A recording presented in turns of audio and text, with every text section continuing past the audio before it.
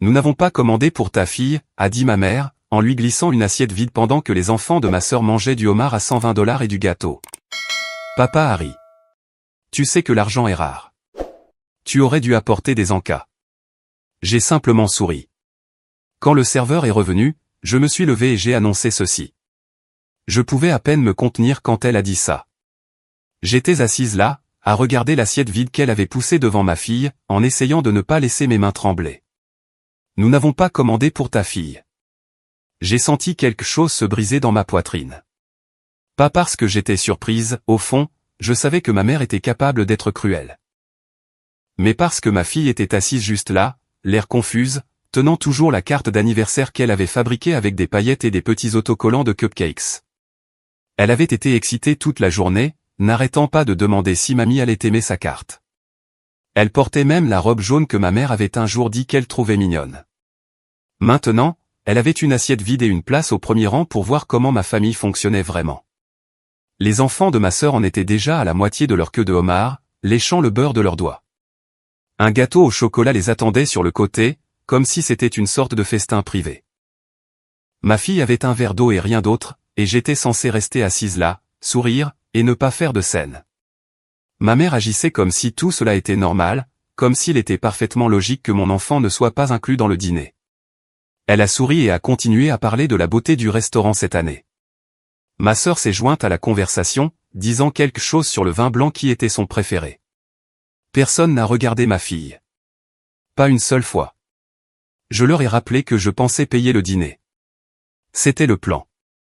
J'avais accepté il y a un mois, avant que tout dans ma vie ne s'effondre, avant que mon mari ne nous mette à la porte, avant que je ne doive retourner dans ma chambre d'enfant avec ma fille de 6 ans, enceinte et sans le sou, essayant de trouver une quelconque stabilité tout en faisant semblant de ne pas m'effondrer complètement. Il savait tout ça. Mais mon père a simplement ri et a dit, tu sais que l'argent est rare. Tu aurais dû apporter des encas. C'est à ce moment-là que j'ai souri, parce que je n'allais pas pleurer. Pas devant eux. Le serveur est revenu pour vérifier les boissons, a demandé si nous étions prêts à commander autre chose. Ma mère a commencé à parler, probablement pour commander une autre bouteille de vin, mais je me suis levé. J'ai dit, ma mère paiera l'addition ce soir. Tout ce qui est dessus. Le serveur a fait une pause, puis a hoché la tête et s'est éloigné, comme si ce n'était pas le début d'une guerre. Mon père a fait une blague sur le fait que je perdais la tête. La voix de ma mère a fusé à travers la table, exigeant de savoir ce que je pensais faire. Ma sœur s'est figée au milieu d'une bouchée, comme si elle n'avait jamais vu personne répondre auparavant. Personne n'a même remarqué quand j'ai pris la main de ma fille et que je suis sorti. Elle n'a pas demandé pourquoi nous partions. Elle m'a juste regardé et a dit qu'elle n'avait pas si faim que ça, de toute façon. Je savais qu'elle mentait, mais nous sommes partis. Et le pire, c'est que nous étions censés retourner chez eux, dans cette maison qui était encore appelée la maison. Ils sont revenus un peu avant 21h. J'ai entendu les portières de la voiture claquer, fort et vite, comme s'ils étaient encore sur le petit nuage d'avoir été le centre de l'attention. Ma fille dormait déjà, recroquevillée en une petite boule sur le lit que nous partagions. Elle n'avait rien mangé, avait juste dit qu'elle n'avait pas faim, et avait tiré la couverture sur sa tête. Je me suis assise sur le bord du matelas pendant un moment, à l'écouter respirer. Puis je me suis levé, j'ai éteint la lumière, et je suis allé dans le salon. Je n'ai allumé aucune lumière, je suis juste resté assise là, à attendre. La porte d'entrée s'est ouverte comme un coup de semonce. Ma mère est entrée la première, déjà au milieu d'une phrase, parlant fort comme si elle voulait que les voisins entendent à quel point elle était outrée. J'ai entendu mon nom 2 fois avant même qu'elle n'enlève ses chaussures. Ma sœur a suivi, riant comme si tout n'était qu'une histoire insensée qu'elle racontait aux dépens de quelqu'un d'autre. Son mari n'a rien dit. Il ne le faisait jamais vraiment. Puis ma mère m'a vue assise là, et elle a commencé, de toutes ses forces. Elle a dit que je l'avais humiliée, que ce que j'avais fait était irrespectueux, et que c'était son anniversaire, pas un jour pour mes petites manigances. Elle a dit qu'elle aurait dû mieux savoir que de me faire confiance pour quoi que ce soit. Ma sœur a ajouté que je les avais fait passer pour des imbéciles, que le serveur n'arrêtait pas de les surveiller après mon départ, comme s'ils allaient partir sans payer.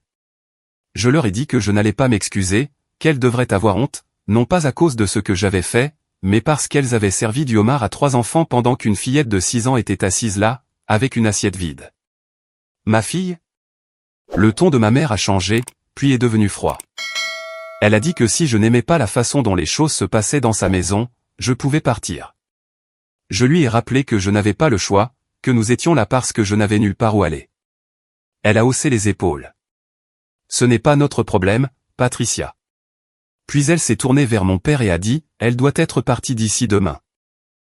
Il a secoué la tête, a dit quelque chose sur le fait que ça allait trop loin, mais ma sœur est intervenue et a soutenu notre mère, disant que ses enfants commençaient à ressentir le stress et que je devrais peut-être prendre un peu de distance pour me calmer. J'ai ri, non pas parce que c'était drôle, mais parce que je n'avais plus rien à dire. Je suis retourné dans la chambre, j'ai fait un petit sac en silence, et j'ai chuchoté à ma fille que nous allions chez Mamie Gio. Elle s'est assise tout de suite et a demandé si nous pouvions emmener sa girafe. C'est tout ce qu'elle voulait, juste sa girafe. Nous sommes partis par la porte de côté. Je n'ai appelé Mamie Gio qu'une fois dans la voiture. Je ne voulais pas qu'elle m'entende pleurer. Elle a décroché à la deuxième sonnerie. Je n'ai pas eu besoin de beaucoup expliquer, j'ai juste dit que nous avions besoin d'un endroit pour la nuit. Elle m'a dit de venir, et que le lit d'amis était déjà fait. Elle avait l'air calme, comme si elle s'attendait à l'appel. Quand nous sommes arrivés, elle attendait à la porte, en pyjama de soie, tenant un verre de vin rouge et portant ses chaussons duveteux qu'elle ne sort que lorsqu'elle est agacée par quelque chose. Elle m'a jeté un regard, puis à ma fille, puis s'est écartée et a dit, « Très bien, raconte-moi tout. » Alors je l'ai fait. Je lui ai tout raconté, le dîner, l'assiette, la place vide, le départ, la dispute à la maison. Elle n'a rien dit jusqu'à ce que j'ai fini, a juste hoché la tête une fois, puis m'a tendu une couverture et m'a dit de me reposer. Je pensais que ce serait la fin, mais ce n'était pas le cas, loin de là. Je me suis réveillé avant ma fille. Elle était blottie à côté de moi dans la chambre d'amis de Mamie Gio, tenant toujours sa girafe. La couverture était tombée à mi-chemin sur le sol, et ses petits pieds dépassaient. Elle avait l'air paisible, trop paisible compte tenu de la nuit précédente. Je l'ai laissée dormir. Je suis allé à la cuisine et j'ai trouvé Gio déjà là, préparant du café dans cette vieille cafetière tachée qu'elle refuse de remplacer. Son petit chien blanc était enroulé sur un coussin près de la porte arrière, à moitié endormi. Elle n'a pas dit bonjour. Elle a juste glissé une tasse sur la table et s'est assise en face de moi avec son téléphone.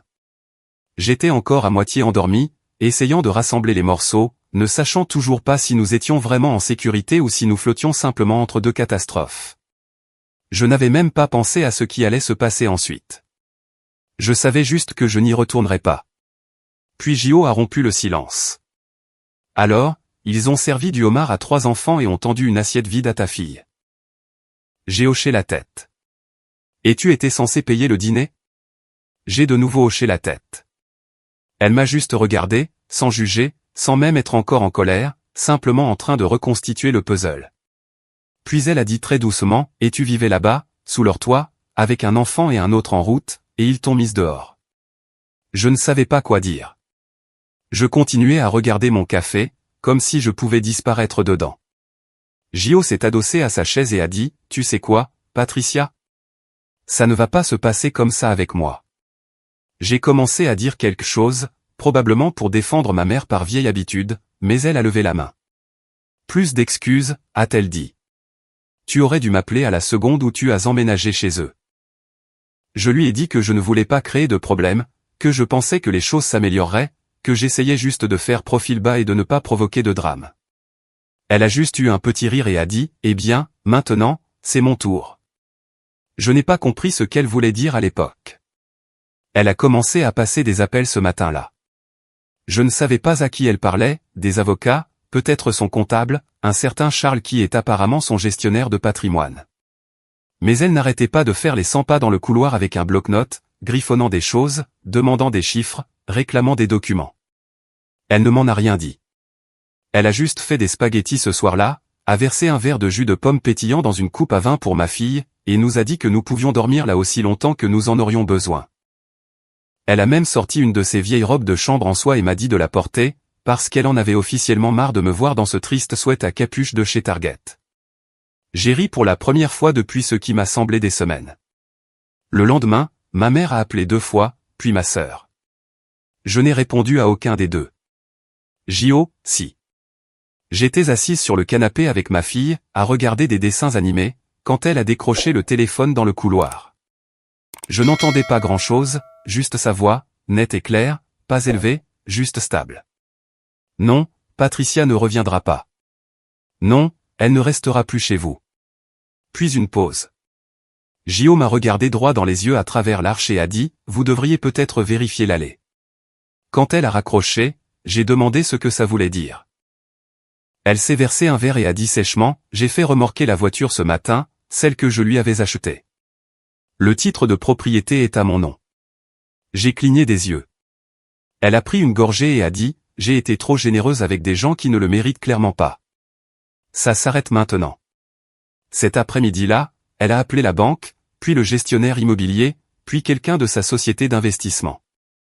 Je n'ai pas posé trop de questions. Je n'en avais pas besoin. Tout ce que je savais, c'est qu'une tempête avait commencé, mais pour une fois, je n'étais pas au milieu.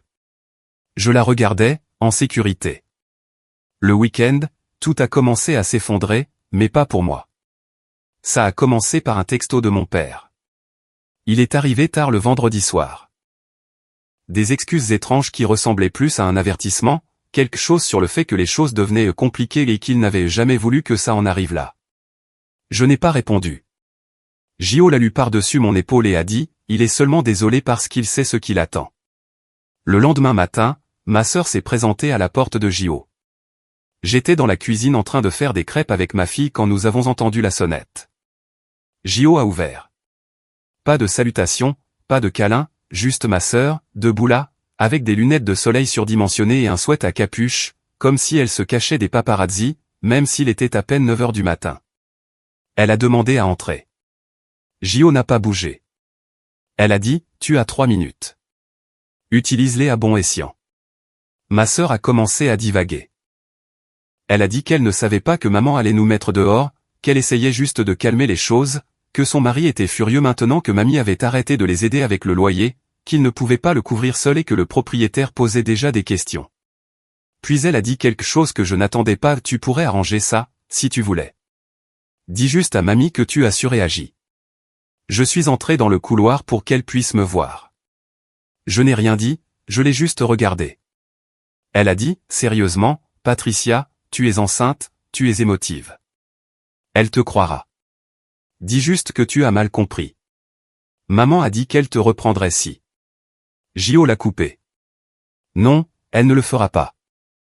Elle ne la reprendra pas, et elle ne mentira pas pour protéger des gens qui ont laissé une fillette de 6 ans avec une assiette vide pendant que leurs propres enfants léchaient le glaçage d'un deuxième dessert. Puis elle a fermé la porte.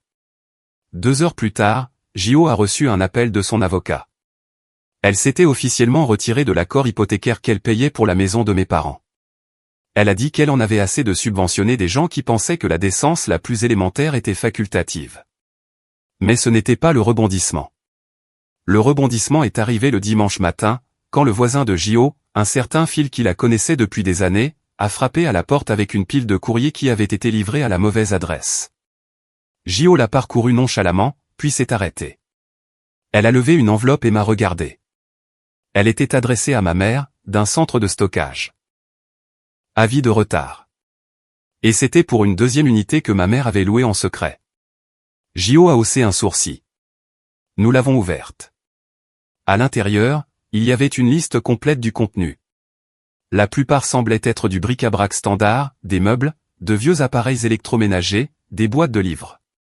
Mais une entrée a attiré son attention, coffret à bijoux, moyen. Contenu, pièces héritées assorties, objets de succession. Gio est devenue complètement immobile. Puis elle s'est tournée et est allée dans son bureau. 10 minutes plus tard, elle est revenue avec une photographie. C'était un écrin à collier en velours. À l'intérieur, il y avait un médaillon en or avec des initiales gravées au dos. Gio l'a levé. Ce médaillon devait me revenir à la mort de ton grand-père. Je suis restée assise là. Elle ne me l'a jamais donné. Elle m'a dit qu'il avait été perdu. Gio a décroché le téléphone, non pas pour appeler ma mère, mais pour appeler la police. Je ne m'attendais pas à ce que ça aille si loin. Mais Gio, si, parce que pour elle, il ne s'agissait plus seulement d'un dîner. Il s'agissait des années de mensonges qui s'étaient finalement accumulées trop haut pour être ignorées. Quand la police a frappé, il était tôt, juste après 8 heures. Ma fille était encore en pyjama, à regarder des dessins animés avec un bol de céréales sèches, sa girafe coincée sous un bras. Gio a ouvert la porte comme si elle les attendait. Pas de drame, pas de panique, juste des hochements de tête polis, quelques signatures, et une conversation à voix basse à la table de la salle à manger pendant que je restais là, tenant toujours mon café comme si j'attendais de me réveiller d'un rêve. Ils ne sont pas restés longtemps, 15 minutes peut-être. Ils sont partis avec un inventaire imprimé de l'unité de stockage et une copie du testament que Gio avait sorti d'un classeur intitulé « Bêtises de famille ». Je me souviens l'avoir regardé aller directement à la page avec le médaillon et souligner la section comme si elle l'avait répété. À midi, le centre de stockage a appelé. Gio a répondu en haut-parleur. Le directeur a dit que l'unité était verrouillée sur ordre de la police et que plusieurs articles à l'intérieur semblaient correspondre à ceux listés dans l'héritage original de Gio, y compris un médaillon, un bracelet de tennis en diamant, 2 bagues de famille, et une carafe en cristal que Gio pensait avoir été donnée il y a des années. Je n'ai pas parlé. J'ai juste regardé Gio. Elle n'avait pas l'air victorieuse, elle avait l'air fatiguée. Elle a raccroché le téléphone, s'est levée, et a dit qu'elle allait dans sa chambre pour s'allonger. C'est tout. Plus tard dans la nuit, j'ai vérifié mon téléphone et j'ai vu 3 appels manqués de mon père et 2 de ma sœur. Pas de messages vocaux, juste des appels empilés les uns sur les autres, comme s'ils espéraient que je craque et que je réponde. Je ne l'ai pas fait.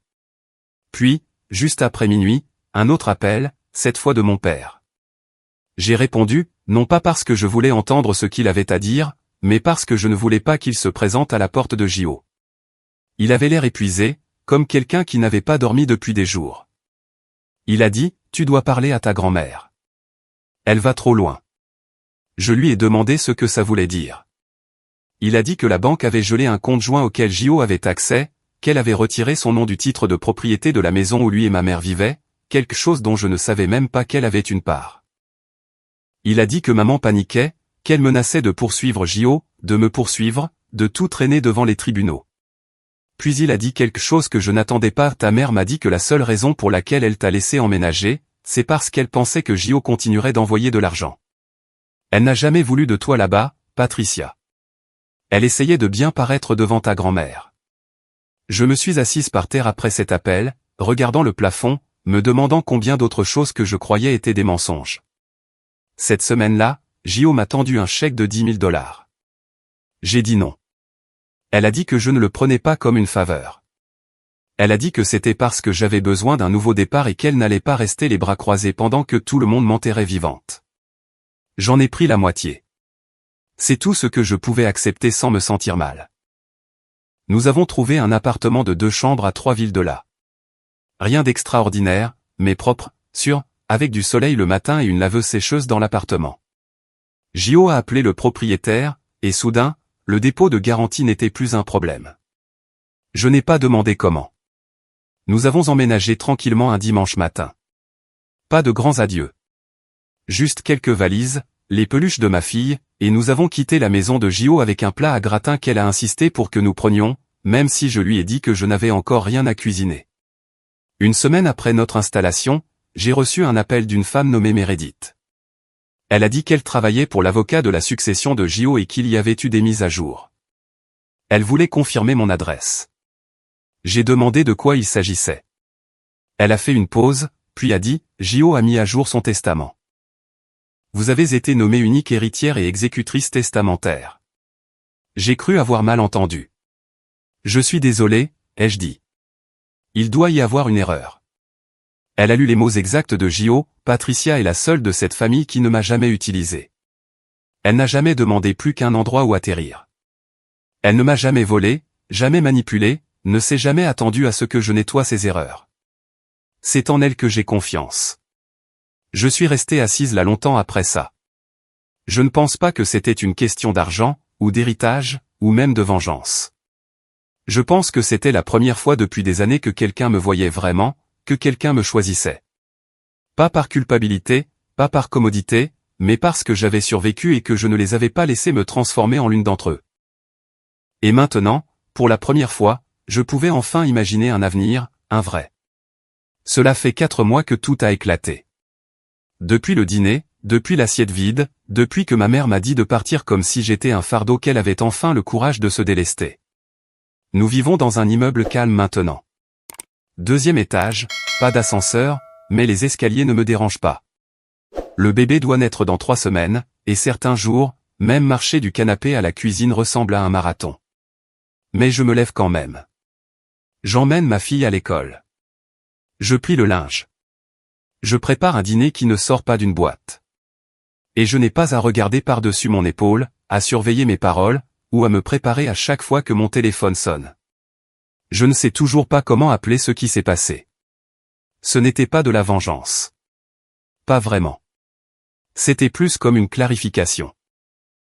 Tout ce qui avait été tordu et caché pendant des années a finalement été traîné à la lumière. Et pour une fois, je ne m'en suis pas détourné. Ma fille s'épanouit. Elle a de la peinture à paillettes sous les ongles tous les jours, et elle a mémorisé les noms de tous les chiens de l'immeuble.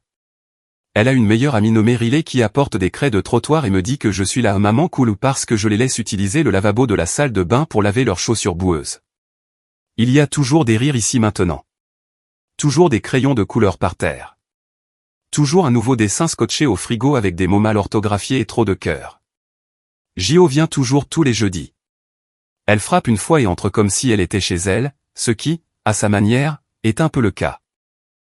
Elle apporte des courses, de nouveaux livres pour ma fille, parfois un sac supplémentaire avec des choses diverses qu'elle dit avoir trouvées au marché et dont je pourrais avoir besoin plus tard. La semaine dernière, c'était une couverture de bébé lavande. La semaine d'avant, un mixeur. Elle me donne 5 000 $ par mois.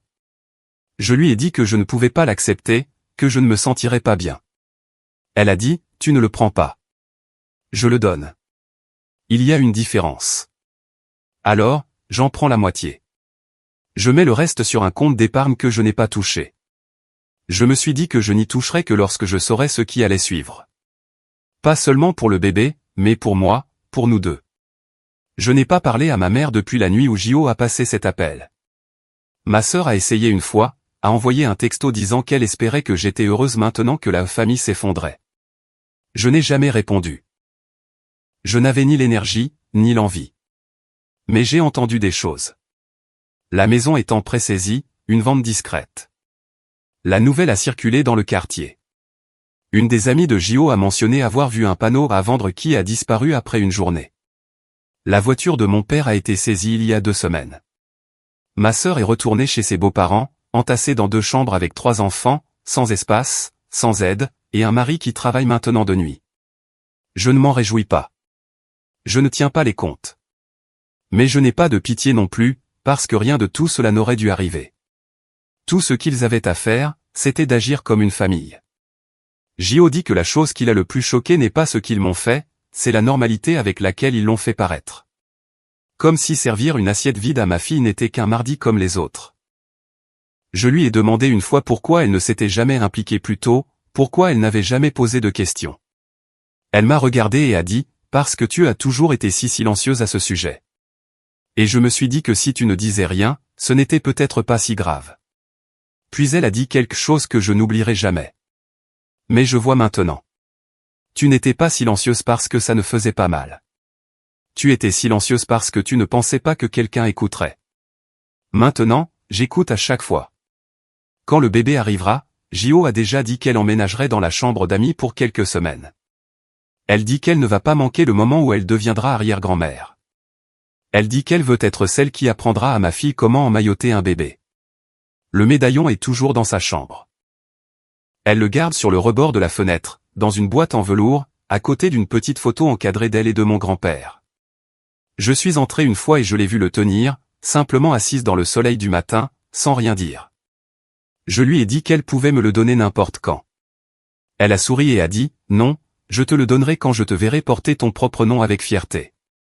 Je pense que je comprends ça maintenant, parce que pour la première fois, je ne demande pas d'espace, je le prends. Et pour la première fois, je ne survis pas au chaos de quelqu'un d'autre, je construis quelque chose à moi, à partir de zéro, tranquillement, solidement. Il y a encore des moments où le passé ressurgit, quand mon téléphone sonne avec un numéro inconnu, ou que je vois une voiture qui ressemble à celle de mon père, et mon estomac se noue avant que je me souvienne que nous sommes libres maintenant. Ma fille demande parfois si mamie et papy viendront nous voir. Je lui dis que peut-être un jour, mais seulement s'ils apprennent à être gentils. Elle hoche la tête comme si elle comprenait plus qu'elle ne le devrait. Le bébé donne parfois de grands coups, comme pour me rappeler que nous n'avons pas encore terminé, que cette histoire n'est pas finie, que de nouveaux commencements peuvent naître des cendres des anciens. La nuit, j'écris des listes de tout ce que je veux apprendre à mes 2 filles, des choses que personne ne m'a apprises, comment aimer sans se perdre, comment se défendre même quand sa voix tremble, comment partir quand rester coûte trop cher, comment connaître la différence entre être forte et être insensible. Gio dit que je suis têtue, comme elle l'était à mon âge. Elle me raconte des histoires sur la façon dont tout le monde doutait d'elle quand elle a lancé son entreprise, comment elle a signé son premier bail pour un bâtiment alors que les gens disaient qu'elle ne durerait jamais 1 an. Ils oublient que je suis toujours là, rit-elle. Et je n'ai pas encore terminé non plus. Parfois, je me demande si c'est ça, la guérison. Juste 2 femmes, de générations différentes, buvant du café et laissant le silence signifier la paix au lieu de la punition. Ma fille est Gio dans le jardin le jeudi. Elle porte des gants surdimensionnés et s'appelle la chef des fleurs. Elle se dispute pour savoir si les marguerites ou les tulipes sont meilleures, et Gio la laisse toujours gagner. Le rire du jardin flotte à travers la fenêtre ouverte pendant que je fais la vaisselle. Et pour une fois, le son ne me crispe pas. Il me rend reconnaissante.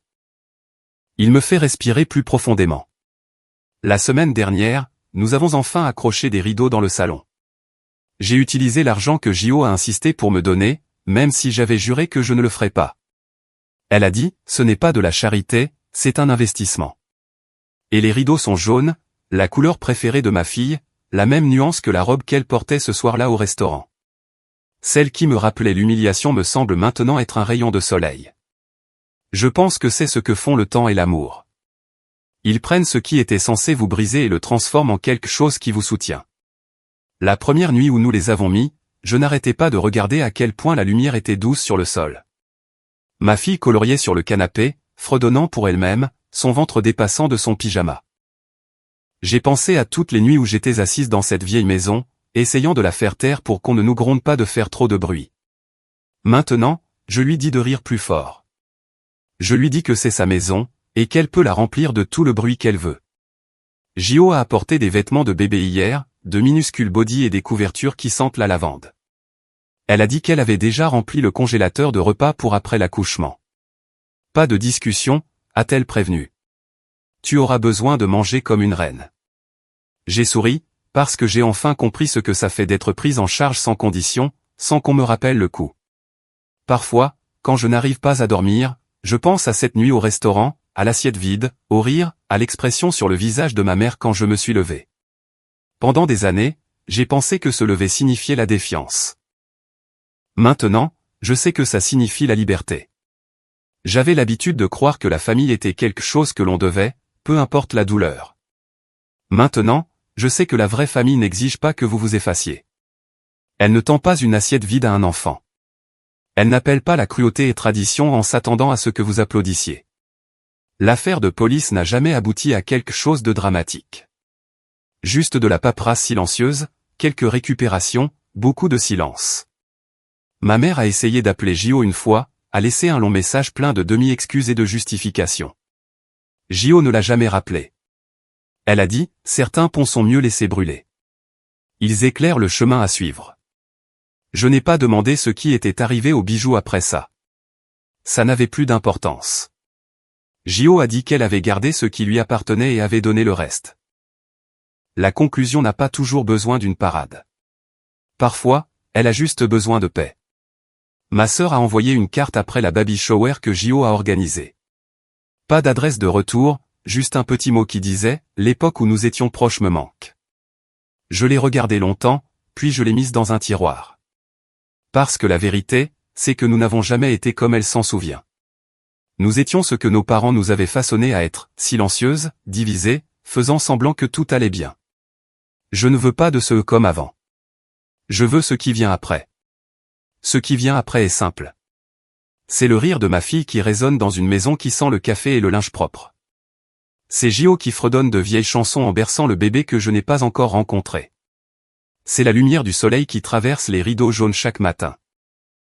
C'est de savoir que personne dans cette maison n'a à mériter sa place à table. Que l'amour ici est donné librement, pas rationné comme un privilège. Quand je borde ma fille le soir, elle dort toujours avec sa girafe. Parfois, elle demande si le nouveau bébé en aura une aussi. Je lui dis que oui, et elle sourit comme si c'était la promesse la plus importante du monde. Peut-être que ça l'est, parce que pour elle, l'amour n'a jamais été quelque chose à mendier. Pour elle, il est juste là. Chaleureux, constant, suffisant. J'avais l'habitude de penser que la guérison ressemblerait à une ligne d'arrivée. Maintenant, je vois que c'est un rythme. Certains jours forts, certains jours doux, mais toujours en avant. Apprenant toujours à me tenir comme je tiens mes enfants, doucement, avec patience. Jo dit qu'un jour elle me donnera le médaillon.